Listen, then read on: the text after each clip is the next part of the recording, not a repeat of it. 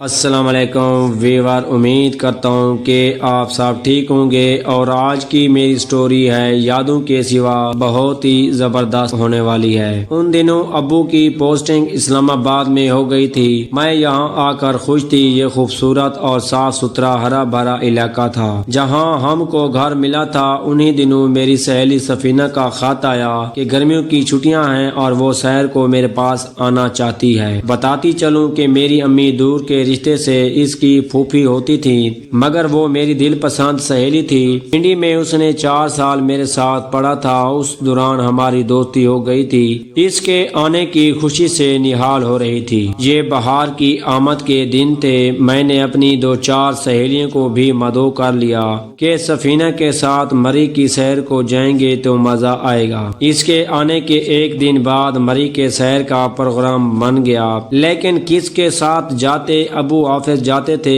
اور بھائی راول پنڈی میں ٹریننگ کر رہے تھے۔ تب مجھے تایا زاد وکاس کا خیال آ گیا۔ ان کا گھر قریب ہی تھا۔ میں نے سوچا کہ تایا سے کہوں کہ وکاس کو بھیج دیں تاکہ ہم اس کے ساتھ مری جا سکیں۔ میں تایا کو فون کرنے ہی والی تھی کہ وکاس خود ہمارے گھر آ گیا۔ میں نے اس سے کہا ہمارا ڈرائیور چھٹی پر ہے اور ہم کو مری جانا ہے۔ میری سہیلی پنڈی سے آئی ہے، پلیز ہمیں مری لے چلو۔ وہ بولا میرا 2 دن بعد ٹیسٹ ہے، میں نہیں جا سکتا۔ اب میں منت کرنے لگی تو وہ مان گیا۔ تب لڑکیوں میں خوشی کی لہر دوڑ گئی۔ وہ کیمرہ لینے گھر جانے لگا تو سفینہ اس سے ہی دیکھ رہی تھی۔ وہ اس سے دیکھنے میں اتنی محو کہ اس سے خبر بھی نہ ہوئی وہ کمرے بہر جا چکا ہے۔ میں نے اس کا کندھا ہلا کر اسے جگایا تو وہ چونک پڑی۔ بنو جاگ جاؤ، وہ تو چلا گیا ہے، اب کسے گھورے جاتی ہو؟ کیا کوئی برا خواب دیکھ لیا ہے؟ بہت اچھا خواب ہے، شیری نے کہا۔ اچھا ہی نہیں بلکہ بہت سہانا ہے۔ رابعہ نے بھی گرا لگائی۔ ہم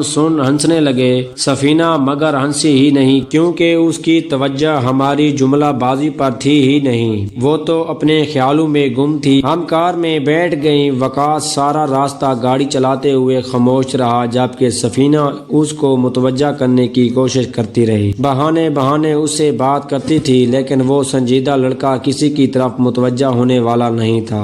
جب ہم شہر سے واپس آئے تو میں نے سفینہ کو سمجھایا کہ وکاس عام لڑکوں جیسا نہیں ہے۔ اس کی توجہ اپنی پڑھائی پر رہتی ہے۔ وہ اپنا مستقبل بنانا چاہتا ہے، فضول باتوں کو پسند نہیں کرتا۔ لہٰذا آئندہ تم اس کو اپنی جانب متوجہ کرنے کی کوشش مت کرنا۔ وہ خفا ہو گیا تو برا ہوگا۔ وہ بولی جو ہو سو ہو، میں تو اس سے متوجہ کر کے رہوں گی۔ میں نے سوچا کہ یہ پہلی بار میرے گھر آئی ہے، اب کیا اس کے ساتھ سر کھپاؤں؟ 1-2 دن میں خود ہی وکاس کے روکھے پیکھے رویے سے اس کی مزاج کو سمجھ جائے گی۔ دونوں بھائی کی چھٹیاں ہو گئیں تو وکاس سہیل سے ملنے ہمارے گھر آنے لگا۔ سفینہ اسے اپنی جانب متوجہ کرنے کی کوشش کرتی اور میں ڈر جاتی کہیں بدمزگی نہ ہو جائے، کیونکہ میں وکاس کے بے نیاز طبیعت سے واقف تھی۔ ایک دن ہم دونوں گھر کے سامنے سایہ دار درخت کے نیچے کھڑی تھیں کہ وکاس کا وہاں سے گزر ہوا۔ میں نے اس کو آواز دی، بھائی تم عجیب آدمی ہو، اپنوں سے بھی نظریں نہیں ملاتے ہو۔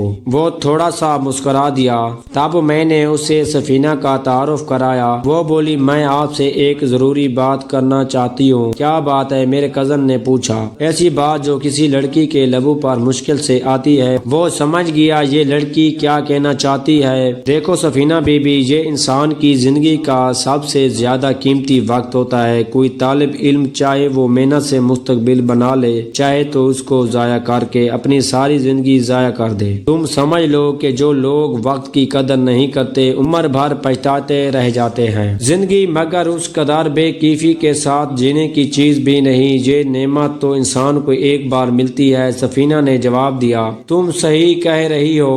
اس عمر میں لڑکیوں اور لڑکوں کو پیار و محبت کی معاملات بہت معروف کرتے ہیں۔ اسی وجہ سے تعلیم پر بھی منفی اثرات مرتب ہوتے ہیں اور لڑکوں کا کیریئر تباہ ہو جاتا ہے۔ وہ سنجیدگی سے یہ باتیں کر رہا تھا۔ سفینہ گم سم کھڑی تھی، کچھ نہیں بول پا رہی تھی، لیکن وکاس کی باتوں نے اس پر منفی اثر کیا۔ اس نے مجھ سے کہا کہ میں نے تیار کر لیا ہے، میں تیرے کزن کو پا کر رہوں گی۔ اچھا تو اپنا سر کھپاؤ، پا سکتی ہو تو پا لینا، فی الحال تو تمہیں گھر جانا ہے۔ تمہاری امی کا فون تھا، تمہارے امی ابو تم کو لینے آ رہے ہیں۔ اس کے والدین آ گئے۔ وہ چند گھنٹے ہمارے گھر ٹھہرے اور بیٹی کو لے کر پنڈی دلی لوٹ گئے۔ گھر جا کر اس نے مجھے فون کیا کہ وہ بہت بے چین ہے۔ اس نے التجا کی کہ میں اس کی بات وقاص سے کروا دوں۔ میں نے کہا کہ کیا تم کو اندازہ نہیں ہوا کہ وہ کس قسم کا انسان ہے؟ وہ میری بات نہیں مانے گا، تم اسے بھول جاؤ۔ 1 سال بعد وہ اپنے والدین کے ہمراہ دوبارہ آئیں۔ میں اسے دیکھ کر خوش ہو گئی۔ ان دنوں سخت بور ہو رہی تھی